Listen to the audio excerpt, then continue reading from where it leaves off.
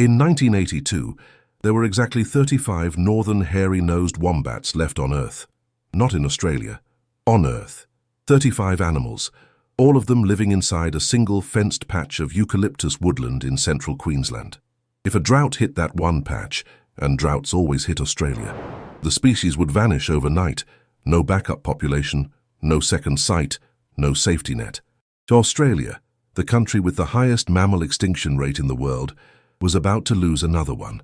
The land those last wombats clung to told its own story. Hard, compacted soil that cracked in the heat, ground that shed rainwater like a tin roof, nothing soaking in, everything running off into nowhere.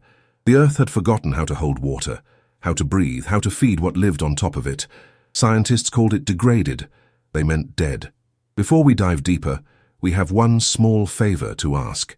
If you enjoy uncovering stories like this, please consider subscribing. We're closer than ever to reaching a milestone that's been a dream for our team, and your support truly makes a difference. Thank you for being part of this journey. Now let's continue. In 2009, wildlife authorities made a decision that most considered too small to matter. They caught 15 of those remaining wombats, loaded them into transport crates, and moved them to a second site, a patch of eucalypt woodland at Richard Underwood Nature Refuge in southern Queensland. 11 survived the translocation and settled in. What happened next had nothing to do with what scientists expected, because they weren't just watching an animal recover, they were watching a landscape wake up. Within years, the soil at the refuge was doing something the surrounding land hadn't done in over a century. And when ecologists from Charles Sturt University began pulling their field data together, what they found forced them to rethink a question Australia has been getting wrong since 1788. What if the animal everyone wrote off as a pest was actually the engineer that held everything together? Center, the world they destroyed. Before European settlers arrived, wombats moved through every major ecosystem on this continent. Fossil records place them across Queensland, New South Wales, and Victoria. They weren't a specialty species tucked into one corner of the map. They were everywhere, doing what they had always done for millions of years: digging. A single wombat can excavate 3 cubic meters of soil in one digging session. Its burrow can stretch 30 meters long and 3.5 meters deep, a network of tunnels with multiple chambers, side passages, and emergency exits. One animal maintains up to 12 separate burrows across its territory, and as it digs, something quiet and fundamental happens to the ground around it. Hard compacted soil gets broken apart, subsoil minerals come to the surface, organic matter gets buried where microbes can work on it. Rain finds the disturbed earth and sinks in instead of running off. The soil around a wombat territory doesn't just hold more water, it holds it longer, releases it slower, and feeds the plants above it with a steady patience no irrigation system can replicate. In the arid interior, where rainfall is scarce and unpredictable, this wasn't a bonus. It was the difference between a landscape that survived dry seasons and one that collapsed under them. Then the settlers arrived. Sheep and cattle flooded the interior after 1788, millions of hooves compacting the same soil that wombats had spent millennia loosening. Habitat was cleared at a scale that had no precedent in this continent's history, and wombats, which needed deep, sandy soil to burrow and open woodland for grazing, found their world shrinking season by season. Then came the policy that made the destruction official. In 1909, wombats were legally classified as vermin in Victoria. Not pests to be managed, vermin to be eliminated. Bounties were paid. Farmers shot them, poisoned them, dynamited their burrows. The logic was simple and catastrophically wrong. Wombat holes tripped livestock. Wombats competed with sheep for grass. They had to go. They went. By 1982, the northern hairy-nosed wombat, the largest herbivorous burrowing mammal on the planet, had been pushed to a single location. One patch, 35 animals. The land they left behind sealed itself shut. Soil that had once been aerated and alive became an iron-hard crust. Water ran in sheets across the surface, stripping topsoil and cutting gullies. The sponge was gone. Australia built fences, dug channels, laid pipes, and called it management. But the broken biology of the soil itself, nobody could fix that with concrete. Duiker the experiment. Nobody expected to work in 2009. 15 northern hairy-nosed wombats were loaded into transport crates at Epping Forest National Park and driven south.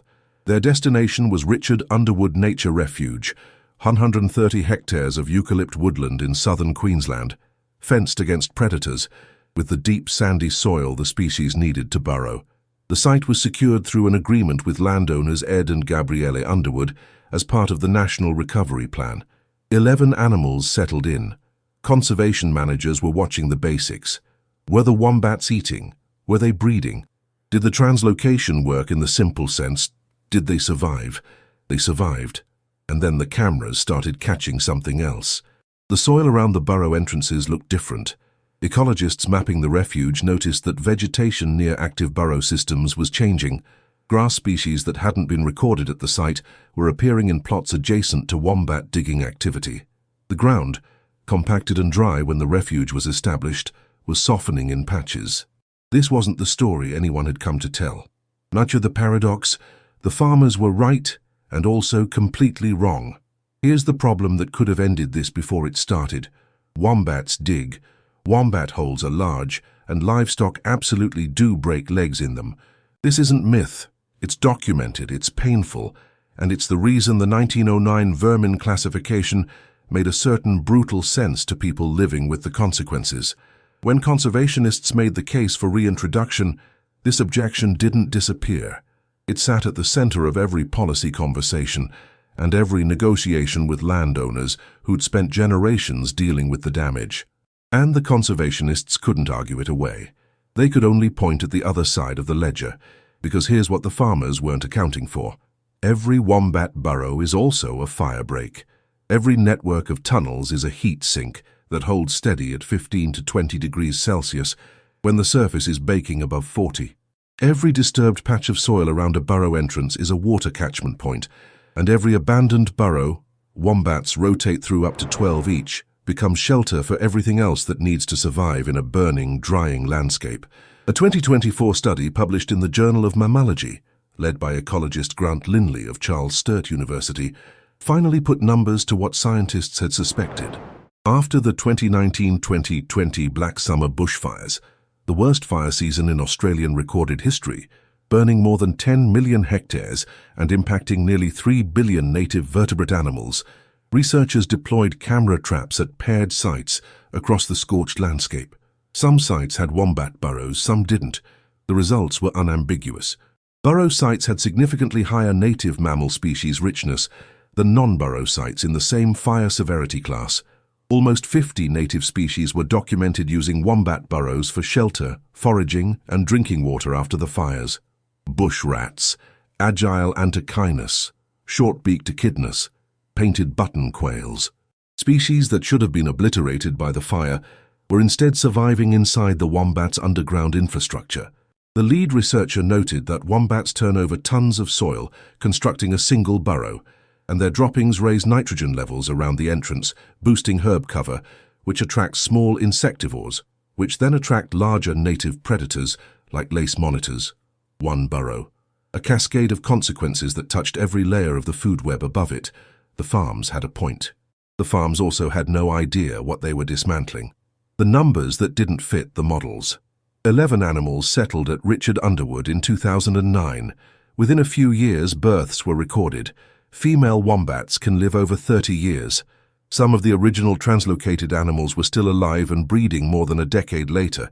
By the early 2020s, the refuge held at least 18 confirmed individuals, with DNA sampling identifying 3 males and 15 females, a ratio suggesting the population was stable and genetically viable.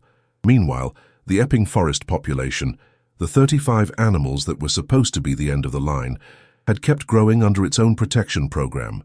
300 wombats by 2021, then 400 by 2024. More than 10 times what it had been in 1982. But the ecological data coming out of wombat territories was telling a parallel story that had nothing to do with wombat numbers. Soil infiltration rates were measurably higher in areas with active wombat burrow systems compared to equivalent sites without them.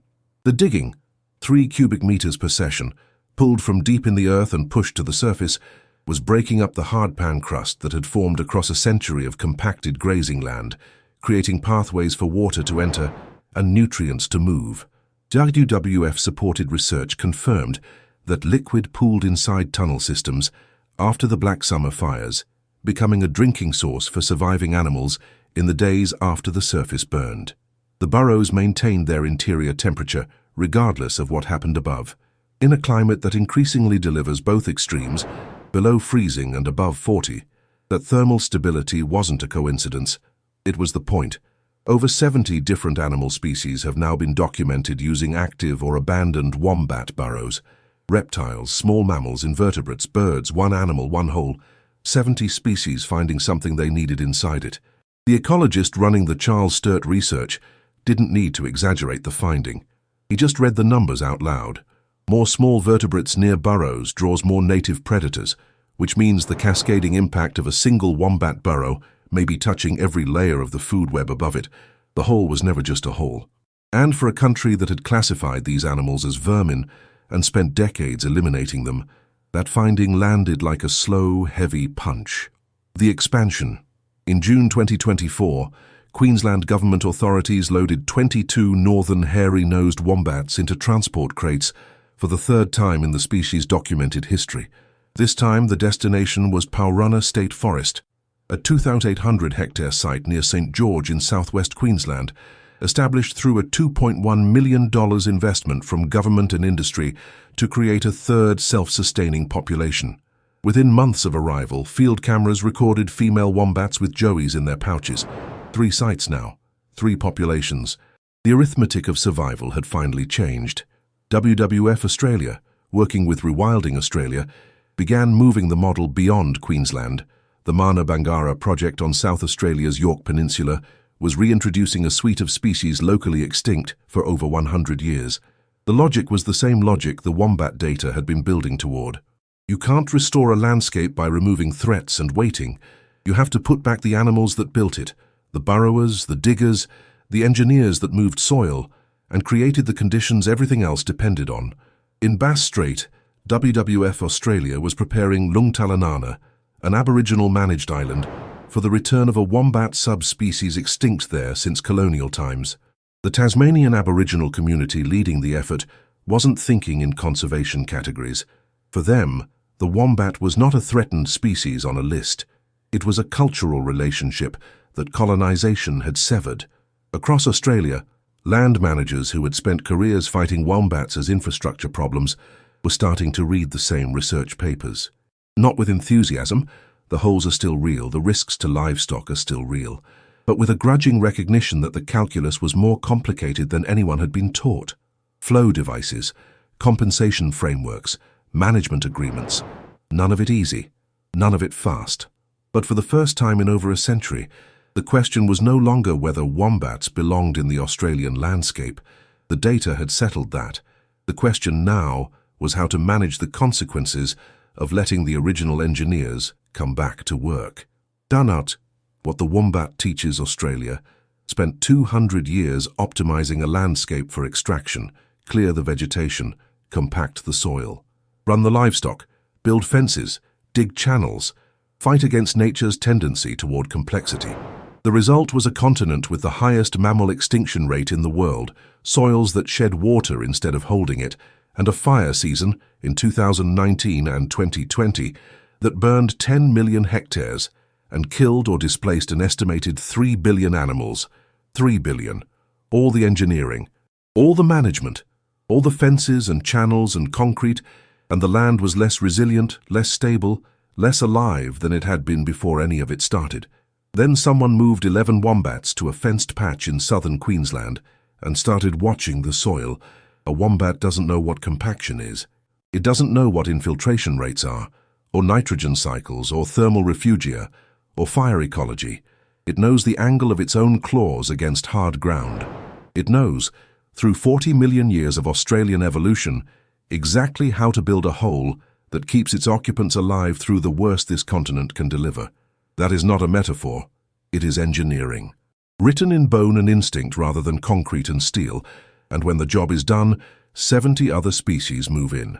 35 animals in 1982, 400 in 2024, A species that was functionally, statistically extinct rebuilt itself, with help, over 4 decades. The land it rebuilt itself on changed around it. The soil softened, the water stayed. The species count near the burrows climbed. The animals being lost were not passengers on this landscape, they were the mechanism. Remove the mechanism and the landscape slowly stops working. The soil seals, the water runs off, the fires burn hotter and longer, and the silence that follows is not peace. It's collapse. Put the mechanism back and the ground remembers what it was supposed to do. It is not a redemption story. Not yet. The northern hairy-nosed wombat is still critically endangered. Still 95% dependent on one location. Still one disease outbreak, one drought, one fence failure from the edge. But for the first time in over a century, the wombat is digging in more than one place. And everywhere it digs, the ground softens. The water stays. The land breathes again. Sources: Queensland Government Northern Hairy-Nosed Wombat Recovery Programme, Australian Wildlife Conservancy, Journal of Mammalogy, Linley et al. 2024, WWF Australia, Rewilding Programme, PENAS, Ongoing Unravelling of a Continental Fauna, 2015, Charles Sturt University, Glencore Queensland DES Partnership Reports, State of the Environment Report, 2024.